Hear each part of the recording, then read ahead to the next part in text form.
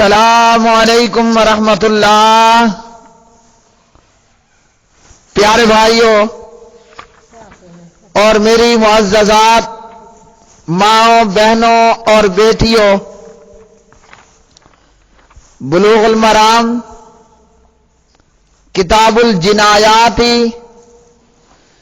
باب الدیاتی دیتوں سے متعلق احکام و مسائل، سبق نمبر ہے 254 254۔ بسم اللہ الرحمن الرحیم۔ عن عمرو بن شعیب عن ابیہ عن جدہ قال قال رسول اللہ صلی اللہ علیہ وسلم اکل اہل الذمۃ نصف اکل المسلمین، رواہ احمد وغیرہ ولفظ ابی داود دیت المعاہد نصف دیت الحر، وللنسائی اکل المرأة مثل اکل الرجل حتی یبلغ الثلث من دیتها، وصححہ ابن خزیمہ۔ عبداللہ بن عمر رضی اللہ تعالی عنہما سے مروی، نبی علیہ الصلوۃ والسلام نے فرمایا، ذمیوں کی دیت مسلمانوں کی دیت سے آدھی ہے۔ اسے امام احمد وغیرہ نے روایت کیا اور ابو داود کے الفاظ ہیں، ذمی کی دیت آزاد کی دیت سے آدھی ہے، اور نسائی کی روایت میں ہے، عورت کی دیت مرد کی دیت کی مانند ہے، یہاں تک کہ وہ اس کی دیت کی تہائی تک پہنچے۔ پیارے بھائیوں، اس حدیث سے یہ معلوم ہوا کہ ذمی کی دیت مسلمان کی دیت سے آدھی ہے۔ ذمی اس کافر کو کہتے ہیں جو کسی معاہدے کی بنا پر یا حکومت اسلامیہ کو جزیہ دے کر اسلامی ریاست میں بطور رعایا سکونت پذیر ہو۔ اسی طرح آپ علیہ السلام نے بتلایا، فرمایا، عورت کی دیت زخموں میں مرد کی دیت کے برابر ہے، بشرطے کہ اس زخم کی دیت مرد کی پوری دیت کے تہائی سے اوپر نہ ہو۔ اگر ثلث تہائی سے اوپر ہوگی تو مرد کی دیت سے نصف رہ جائے گی۔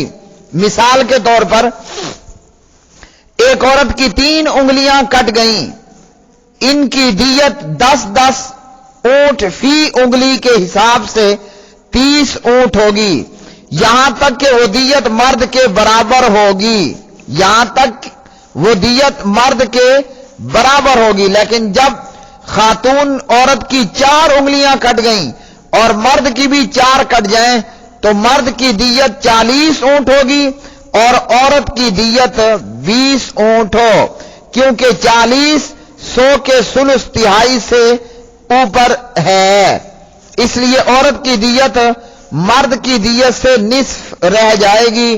جمہور کا یہی مسلک ہے۔ اگلی حدیث، عن عمرو بن شعیب عن ابیہ عن جدہ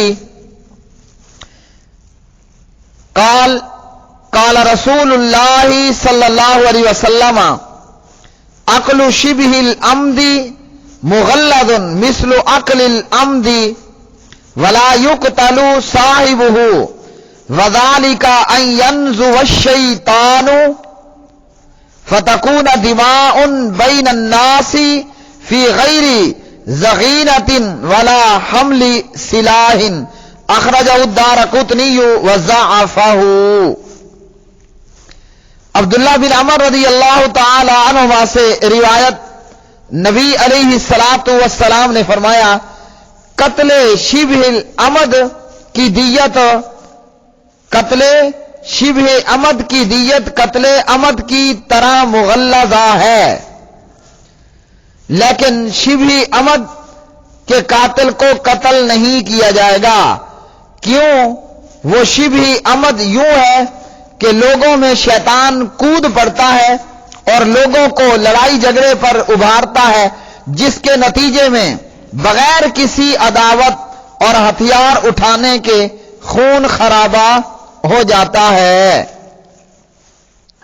تو پیارے بھائیوں، اس حدیث میں نبی علیہ السلام نے یہ فرمایا، قتل شبہ عمد کی دیت، قتل شبہ عمد کی دیت قتل عمد کی طرح مغلظہ ہے۔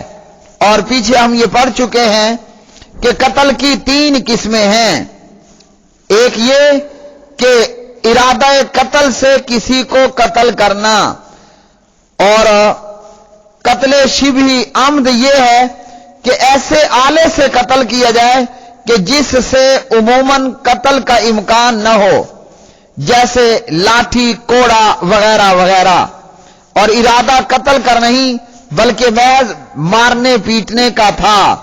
تو نبی علیہ السلام نے اس حدیث میں بتلایا قتل شبہ عمد کی دیت قتل عمد کی طرح مغلظہ ہے، لیکن شبہ عمد میں قاتل کو قتل نہیں کیا جائے گا، کیونکہ قاتل کا قتل کرنے کا کوئی ارادہ پروگرام نہیں تھا۔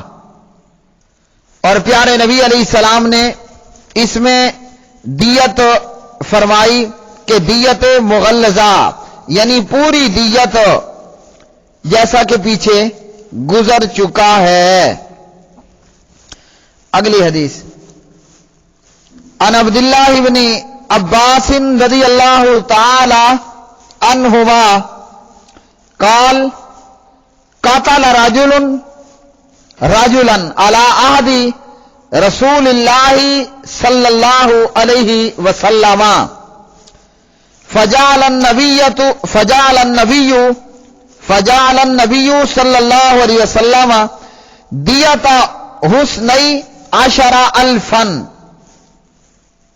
اخرجہ ابو داود والترمذی وغیرہما ورجح النسائی وابو حاتم ارسالہ۔ عبداللہ ابن عباس رضی اللہ تعالی عنہما راوی ہیں، فرماتے ہیں کہ نبی علیہ الصلوۃ والسلام کے عہد میں ایک آدمی نے دوسرے آدمی کو قتل کر دیا، تو نبی علیہ السلام نے اس کی دیت 12,000 درہم مقرر فرمائی۔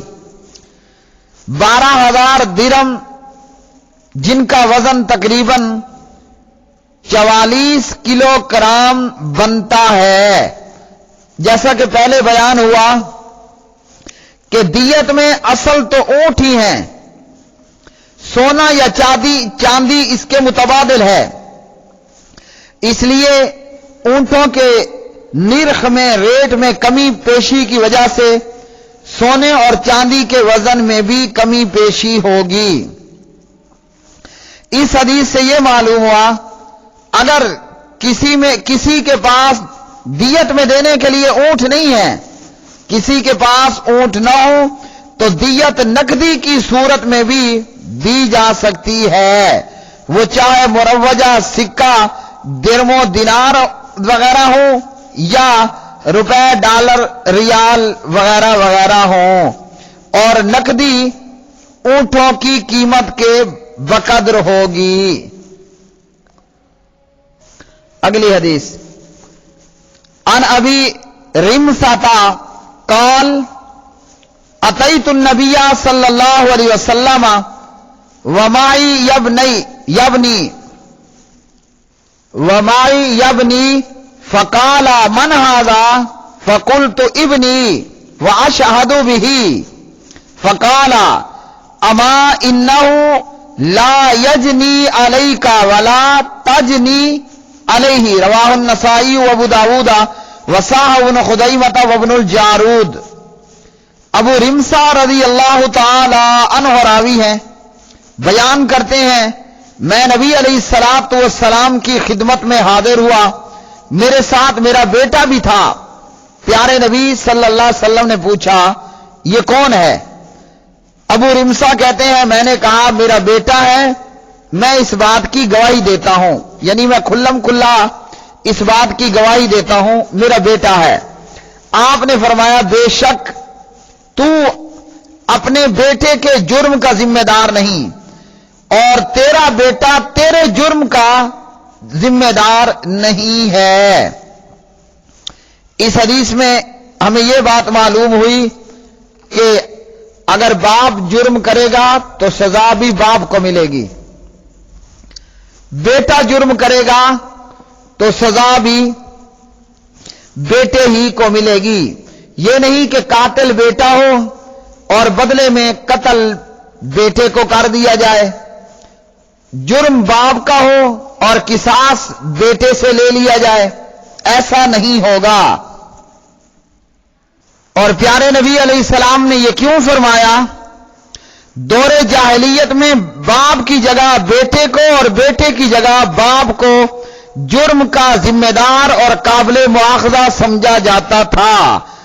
کائنات کے امام اعظم محمد رسول اللہ صلی اللہ علیہ وسلم نے یہ کہہ کر اس غلط نظریے کی تردید فرما دی کہ وہ تیرے جرم کا ذمہ دار نہیں اور تو اپنے بیٹے کے جرم کا ذمہ دار نہیں، جس سے جرم ہوگا وہی اسی کو پکڑا جائے گا اور اسی پر ذمہ داری ہوگی۔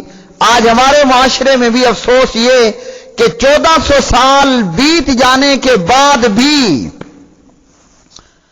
وہی جاہلوں والا معاشرہ ہے۔ قتل بیٹا کرتا ہے، بدلے میں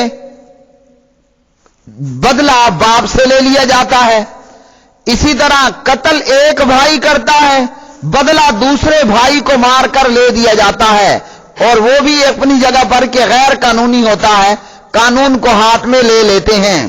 یا یہ کہ جرم کرنے والا ایک شخص ہے اور ونی چڑھایا جا رہا ہے عورت مظلوم بیچاری کو، جیسا کہ یہ ہمارے علاقے ڈیرہ اسماعیل خان میں قریب کے ایک گاؤں میں ابھی چند دن پہلے کا یہ واقعہ، ایک لڑکا لڑکی کا آپس میں کوئی محبت اور پیار اور عشق و معشوقی کا چکر تھا۔ ظالموں بدبختوں نے کیا کیا کہ اس لڑکے کی بہن سے بدلہ لیا، یوں کہ اس کو ننگا گاؤں شہر میں پھیلا دیا گیا کپڑے اتار کر۔ اب جو جرم ہے وہ مجرم کا جرم ہے۔ اس بے گناہ حوا کی بیٹی کا کیا جرم کہ یوں اس کی عزت و ناموس، جوان لڑکی کی عزت و ناموس کو یوں ننگا کر کے اچھالا گیا۔ اور یہاں کھلے عام یہ چلتا ہے، قاتل کوئی اور ہے، قتل کسی اور کو کیا جا رہا ہے، مجرم کوئی اور ہے، بدلہ کسی اور سے لیا جا رہا ہے۔ تو ہمیں اللہ کا خوف اور اللہ کا ڈر کرنا چاہیے۔ پیارے بھائیو، یہ آج کا سبق نمبر 254 254 نمبر کا سبق تھا۔ آج کے سبق میں ہمیں معلوم ہوا ذمیوں کی دیت مسلمان کی دیت سے آدھی ہے، اور آج کے سبق میں یہ معلوم ہوا جو مجرم ہے سزا کا حقدار بھی وہی ہے، اس کے بدلے میں غیر مجرم کو سزا نہیں دی جائے گی۔ وآخر دعوانا ان الحمدللہ رب العالمین۔